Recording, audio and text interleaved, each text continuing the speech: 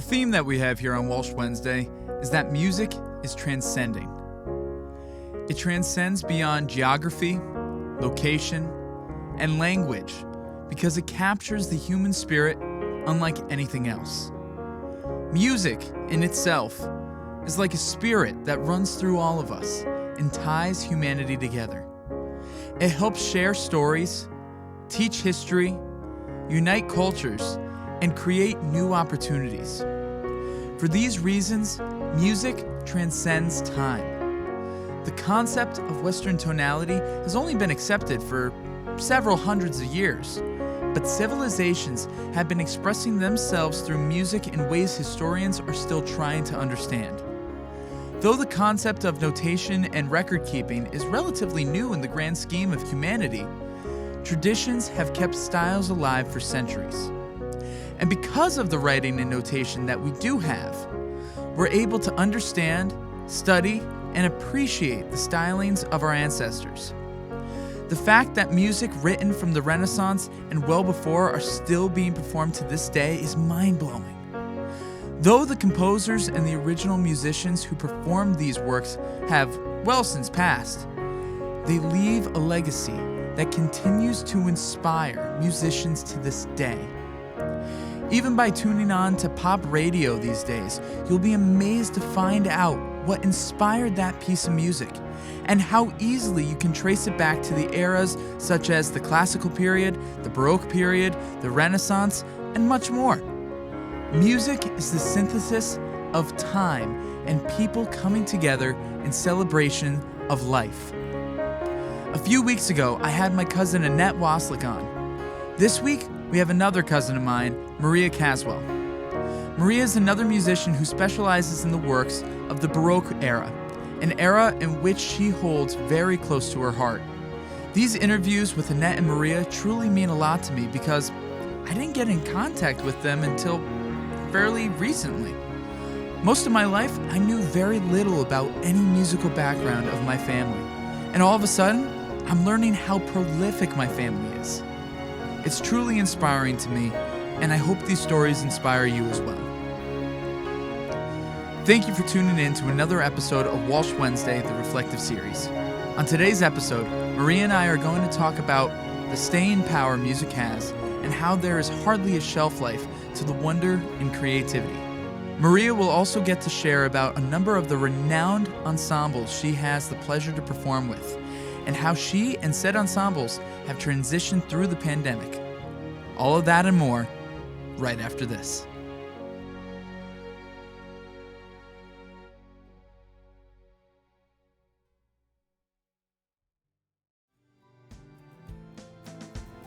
According to Cancer.org, brisk walking can help you maintain a healthy weight, strengthen your bones and muscles, and improve your balance and coordination. It can boost your mood and help you sleep better. Research shows that getting regular physical activity and staying at a healthy weight can help reduce your risk of cancer, as well as heart disease and diabetes. You've heard me talk about my experience with cancer and the American Cancer Society in previous episodes, but I'm proud to say that the story continues. Walsh Wednesday has joined with the Relay for Life of the Capital Region campuses in affiliation with my alma mater, the College of St. Rose. The virtual event takes place Saturday, April 10th, 2021. You can donate or join our team, the Walsh Wednesday Warriors, at the links provided. Otherwise, you can also create your own team. If you do so, make sure to affiliate yourself with your college under the business selection. Another way you can support the team is by taking part of my Walking Wednesday Challenge. As spring is just around the corner, I've been enjoying getting back outside for a run or even just a brisk walk. I would love it if you joined me. While you're out on your walk, jog, run, or whatever exercise you're performing, regardless of the day, take a picture and use the hashtag Walking Wednesday and tag Connor Walsh Music and the American Cancer Society of the Capital Region. To re-emphasize a point that Nick Lippers made while he was on several episodes ago, the pandemic put a halt on research and awareness. So much of the momentum in regards to scientific and cultural breakthroughs were reduced, and much of the progress will be stinted for a while. Though the ways we approach our daily lives and events are still different, it does not mean that we can't find new ways to advocate and make the importance known. Not only is it important for the sake of research, but by supporting your local Relay for Life events, you are ensuring that they will survive through the pandemic and will continue to be around for years to come. Though Relay for Life is going to look different this year, let's spend some time to make sure that we can do it again.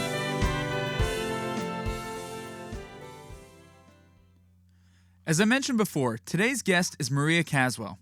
She studied music at the New England Conservatory and she plays violin and viola professionally. As we like to start a number of these conversations, I asked Maria about her beginnings in music.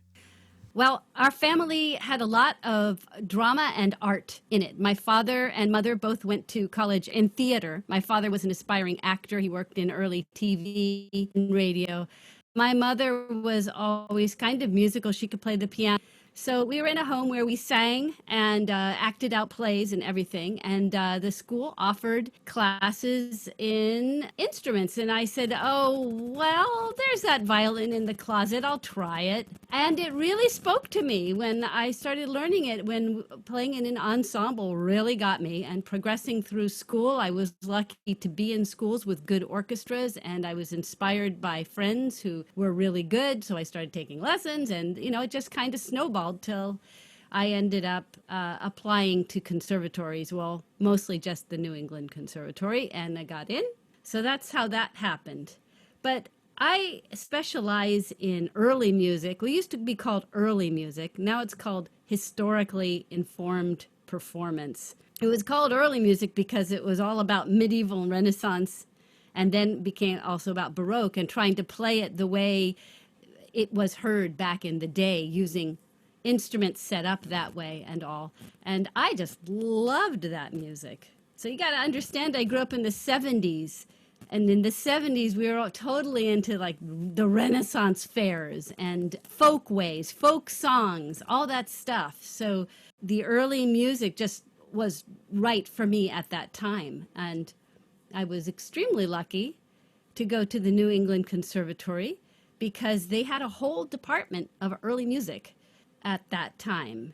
And the first people I met were recorder players and shawm players and lute players, harpsichord players, and they were my people. So that's how it happened.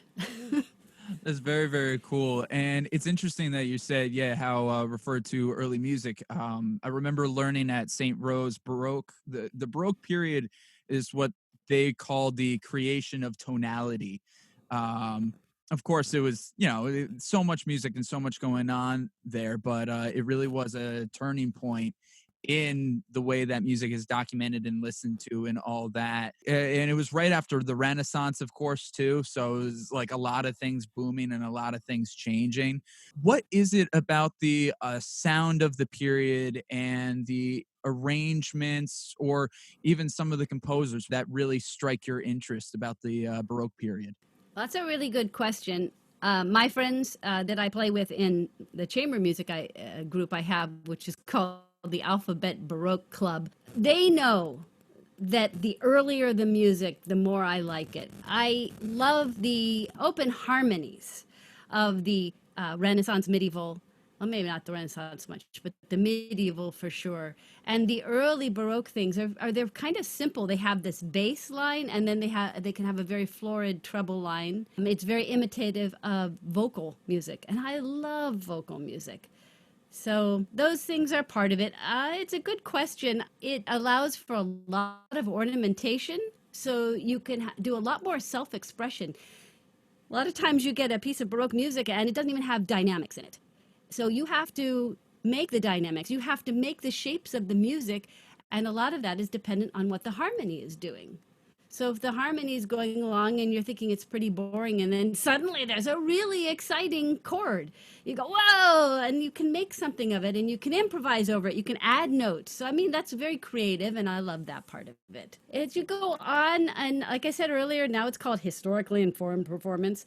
The movement started playing first Haydn and Mozart. That was nice because we could play them without all the vibrato and the kind of sewing machine style. Instead, you could lighten it up and just make it dance more. And now they're even doing the Romantic period. historically informed, which is, it's not my bailiwick. I prefer the earlier stuff, Hmm. But it is interesting because the different wind instruments, because the wind instruments weren't the same, they're softer. Mm. So you don't have to have massive string sections. You don't have to have people playing to the edge of what their instrument is capable of just in order to balance with the trumpets. You mentioned this already. One of the groups that you're in right now, but you're in a number of musical groups. The two main ones, the Philharmonia Baroque Orchestra and Voices of Music, but you're also part of the Alphabet Baroque Club, which I believe that's the one you just mentioned, and the Live Oak Baroque Orchestra. You are busy, my lord. Um, could you tell us a little bit about what these ensembles do? I know you said your main ones, Philharmonia Baroque Orchestra and Voices of Music. So let's start off with those then. Okay, I'll start off with Philharmonia Baroque Orchestra, which has oftentimes been described as the premier Baroque orchestra in the United States. We were founded in about 1981 by a very dynamic woman named Lorette Goldberg, and the early music at that time was just beginning to take off. We were a very small group of people. In order to come up with a small orchestra of 4 violins per section, actually they had 4 violas, 3 cellos, and some wind players. You had to fly people in. You couldn't just find them here in the Bay Area. But the Bay Area, San Francisco Bay Area, it became a hot spot for early music. And we have so many ensembles here in this area now who are just amazing. They teach workshops. The whole area of this, of historically informed performance, has just exploded in about the last 10 years. But I was in on the ground floor. So Philharmonia Baroque Orchestra started way back then with the idea that it would be a conductorless orchestra because they didn't used to have conductors back in the old days. And also and that's okay. I mean, they still had a leader either from the harpsichord or the first violin. But we were trying to do it also democratically, where everybody had a say. So you would have these rehearsals where we'd play for 10 minutes and argue for 50 about what the composer wanted us to do. So it wasn't very practical. And in about 1985, we got our first main music director. We had other people directing before that, but our first main music director was Nicholas McGeegan, who was an internationally renowned Baroque specialist. But he conducts everything. He conducts modern as well. And he was an amazing, energetic, bouncy musical guy who directed us for 35 years. And he only stepped down last year. And in fact, this season, which was canceled, 2020-21 season, was supposed to be the first gala splash for our new music director, Richard Igar. But obviously that couldn't happen. Anyway, Philharmonia grew, and we added a chorale, so its full name is Philharmonia Baroque Orchestra and Chorale, which is really long. We travel regularly to New York, Tanglewood. We have gone to Europe, down to LA, and we perform here in the Bay Area. So that's my main group, and it's a union orchestra. Like I say, it's internationally renowned, and it pays really well, so a lot of people want to be in our group. The other one, Voices of Music, is another wonderful ensemble founded by David Taylor, a lute player, and his wife Hanneke van Prosti, who is a phenomenal recorder player and harpsichord player and composer as well. And they actually play with Philharmonia Baroque Orchestra, but they wanted to do smaller pieces of music, the chamber music, and also a wider range of music. They wanted to do from medieval through whatever they felt like. So they started this, and David's idea from the beginning was to put video up. And when they were founded, I don't know how old they are now, at least 10 years, maybe longer. As a result, now on some of their videos, they have, I can't remember if it's 1 million views, but a lot of views all over. And their videos are really well produced. The music is excellent, fabulous singers, if you like that stuff. They have really good performances of the Vivaldi Four Seasons, 2 or 3 of those concertos, of the Brandenburg Third Concerto. Very interesting, and I am extremely grateful to be included on many of those. So that is a smaller group. They hire depending on what the music is. They've done programs that include contemporary pieces, medieval pieces, Breton folk music, fiddle music, I mean, just all over the board. But you should look that up on YouTube, Voices of Music, fabulous video. And that is one of my very favorite groups to work with because it is smaller and because it's pretty amazing to have these videos. No, I can imagine. That sounds pretty impressive, and I am definitely going to have to check that out on YouTube later. And so should all of the listeners. You guys should be checking that out. We'll make sure that we include links in the description of this podcast. No, that sounds very impressive, and I love hearing that.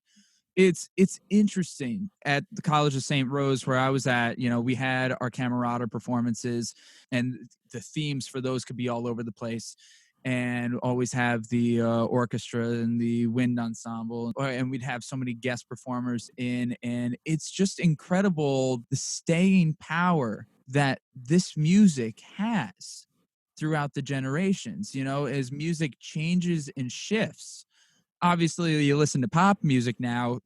To regular listeners, sounds nothing like it. But every once in a while, you'll hear oh, that's kind of inspired from this. That was inspired from that, and you keep tracing it back, and it's amazing. Everybody's got their opinions and feelings about it. But what do you think is the staying power to this earlier music? Interesting question. The stuff that's beautiful is just beautiful or very dramatic. I'd have to say that in every era of music, there are pieces that are just going to appeal to people. They just hit it. They hit, when you read music history, you'll often find out that somebody is way more popular than the one the composer at the time. Well, for instance, Bach, that we all like, oh, Bach, he's so wonderful, he's the god. He was an old-fashioned fuddy-duddy at the time.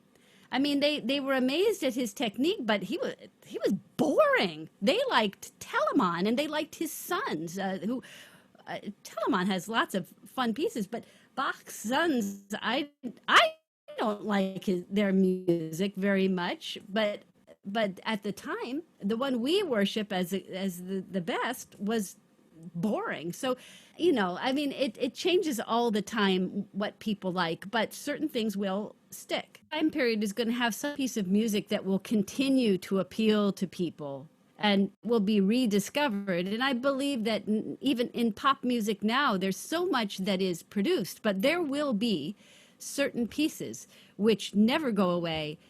Certain songs, certain performances will never go away. They will be covered over and over again by other singers. It's just the way it is. Something will be picked out from each time period that will continue. And as you said, that people will build on each other all the time, be inspired by.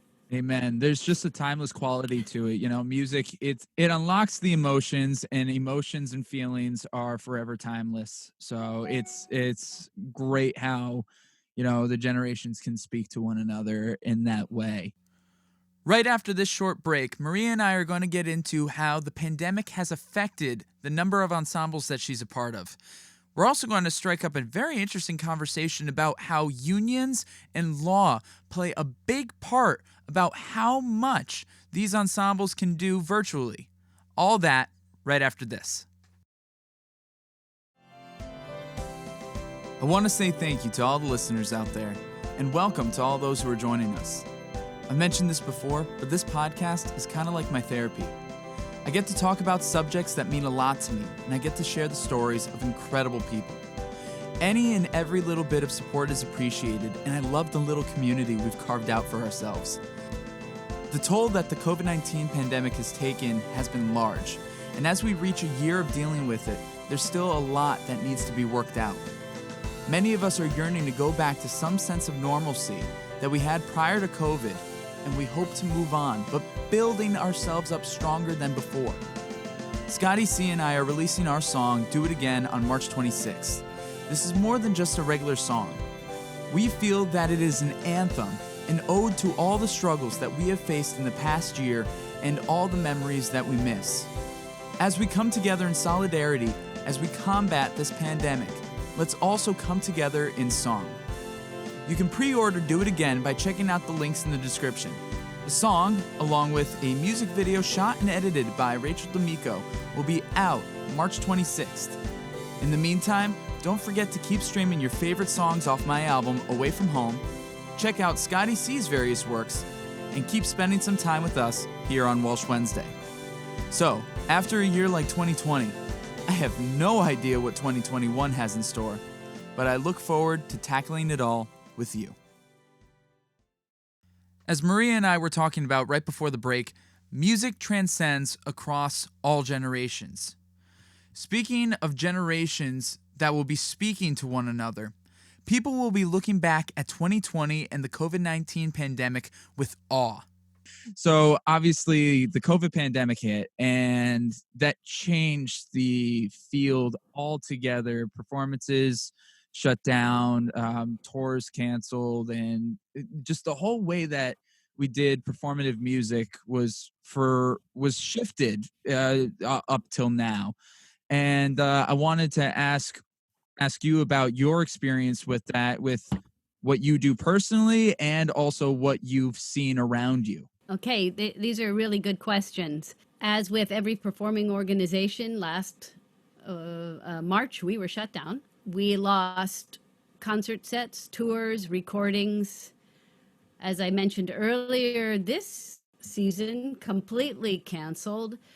Was supposed to be a huge gala introductory year for a new music director for us. So yeah, we lost all of that. It was shocking for all of us to suddenly have nobody to play music with. That is the worst part, right? I mean, practicing in your home is great. Making a little recording with yourself on some electronic way is interesting. It's just not the same as reacting to another person, and we all know this. It's been an interesting year, both economically and how the industry has tried to cope.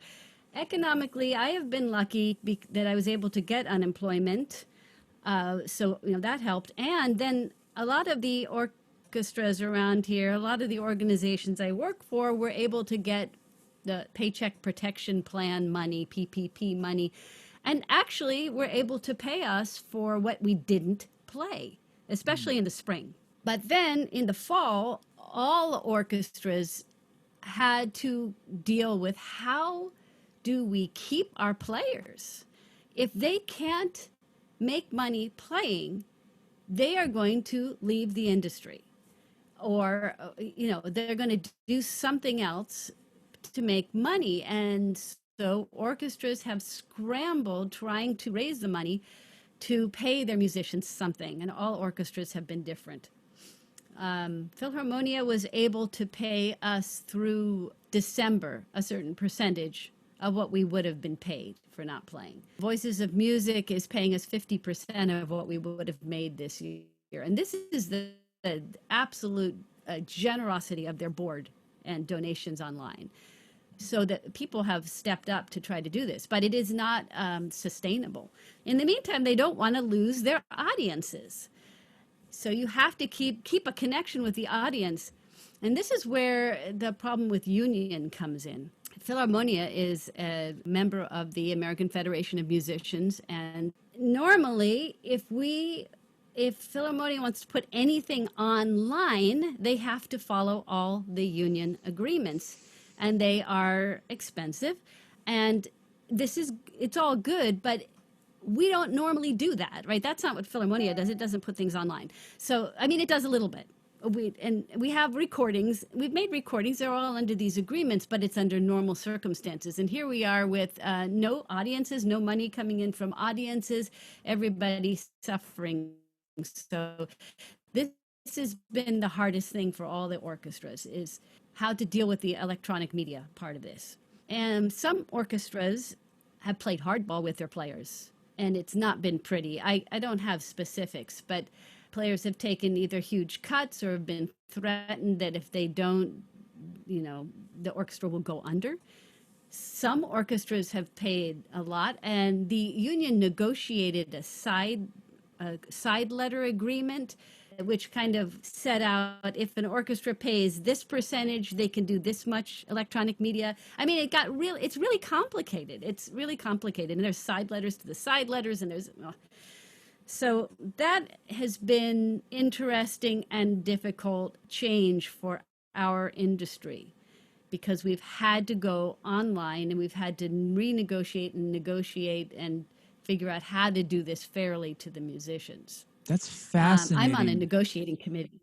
Yeah, Oh, are you? yeah. What's that like being on that committee? Harrowing. I mean, everybody's trying to do their best. But we don't know. No, but it's just so different. We're all trying to understand everything. It's so unprecedented. I know So it's hard. that's the word everybody keeps using, unprecedented, but it's true. It is unprecedented. We haven't seen anything like this. The last major pandemic that had struck the whole world was a century ago, but within that century, we've made so many different advancements and changes that it's pretty much shaped the whole world altogether. So it's a whole new ball game. You can learn some things, but in all honesty, it's a whole new scope trying to deal with. And I never once thought Yeah. about the whole union thing, the way that you were bringing it up, how like it makes Ah, total sense. It makes total sense, like that's going on and those issues are there, but it's not something that I was like on the forefront of my mind. And I don't think it's on the forefront of a lot of people's minds. It's like, oh, come on, the internet's there. This should be easy. yeah. It's not. There's a lot of rules. There's a lot of logistics. There's a lot of law that goes into a lot of the things that we do. That is so true. All the law that goes in. Yeah, it's crazy. Like I said before, everybody's trying to union seize the other, but they are working together, I think, in general. We're all trying to figure this out. But electronic part of it for an orchestra, I mean, you have, let's say, regular modern orchestra with 80 or 90 people playing on a piece. How do you compensate them fairly for their music being put online? Musicians on Spotify get almost nothing. I mean, it's really a crime because all of us, including myself, start expecting free content all the time. We can't live like that. Musicians have to, as you know, we have spent so much time practicing and creating. And to get paid what you get paid for most online content is ludicrous. And then the amount of time spent learning to play an orchestral instrument at that level is astounding. And as you know this, the amount of money to go through music school. And then a lot of them go on to master's programs, PhD programs. For what?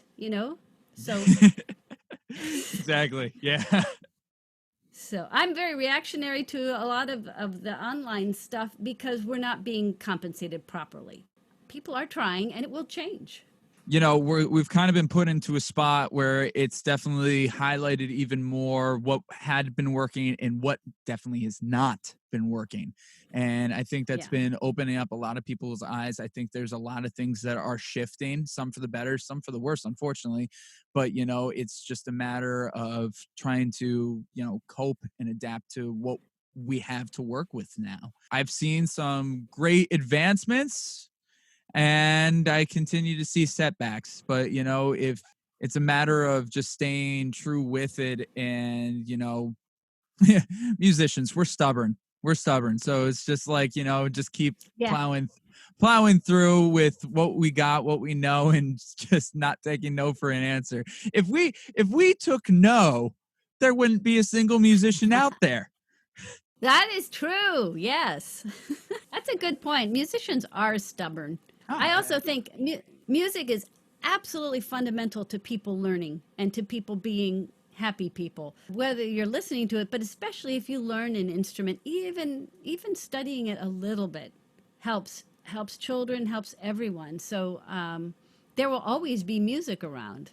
And it's just, will it be this music? It depends. It's always going to change. There's always going to be stuff advancing and being recycled and back and forth. But that's just one of the wonders about music. Just like, music and musicians both go hand in hand because both refuse to go down without a good fight. Always going to stick around, get stuck in our ears, stuck in our hearts, and forever keep living on. Music's all around us. How can we not? So with 2021 now here and all that, is there any plans that you have or any of the groups that you have, anything that you can tell us about that people could look forward to possibly? Or anything possibly in the works for this coming year? Hopes, at least? Hopes and prayers? I have a lot of hopes and prayers. There you go. As we get vaccinated, we'll be able to start doing more gathering to make music. I think it will remain very much an online presence for a while because our audiences will have a hard time getting together for a while. But I'd say I did want to mention that Philharmonia was able to do a couple of video captures of chamber music last fall before it got really bad here in California. And it was awkward, but it was great to have like 6 people on stage. All, we had the stage crew was out there with tape measures, making sure we were 6 feet apart. And you may know that musicians are always fussing with their stands and where they're standing so they see people and hear people, right? Oh yeah, I know it. I'm right there. Right. So we would move our stand and the stage crew would run out there with the tape measure and yeah. Anyway, so that was great. That was okay. And I think that may happen more when things, let's hope, if things calm down pandemic wise. The Santa Rosa Symphony, which is a little bit more local to where I live, has this wonderful hall. It's actually very similar to a hall at Tanglewood, which has excellent ventilation. And they were actually able to assemble a small orchestra to do some concerts this year. And they had audiences of like 1,400 online, which is fantastic. They were only able to do that because of the ventilation in the hall. But that's great. So I think that we'll be looking forward to a gradual increase in being able to gather and make music and then eventually open up. I'm looking forward to it. Definitely, and so am I. Definitely a lot of things to keep looking forward to, a lot of things to be conscious of moving forward, but the possibility and probability of things going positively are, fortunately, I think, going up. So, yeah. So we just keep moving along that way. Before we wrap up, Maria, again, this has been a phenomenal interview. Thank you so much for talking with us and giving us perspective. Is there anything that you want to say to any inspiring musicians out there who are trying to figure things out right now? Do you have any words of wisdom, advice, counsel, anything for any of them listening? Stay calm, carry on. This too shall pass. And music is a tricky business, but we love it, don't we? And it's with us always in one way or another. There's no one right way to succeed at it.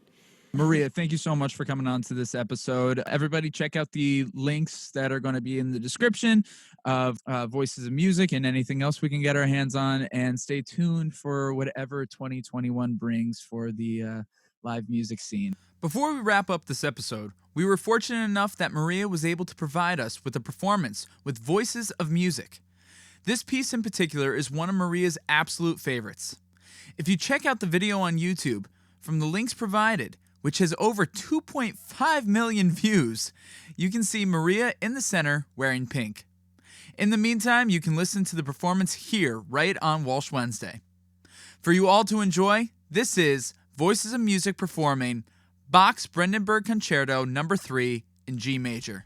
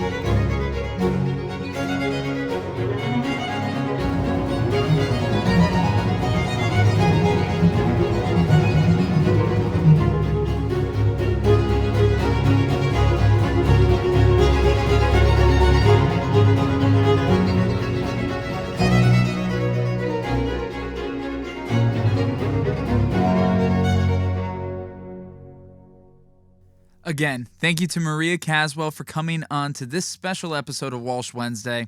I hope you guys all enjoyed from wherever you're listening. As always, I'm Connor Walsh, and I'm glad we get to spend some time.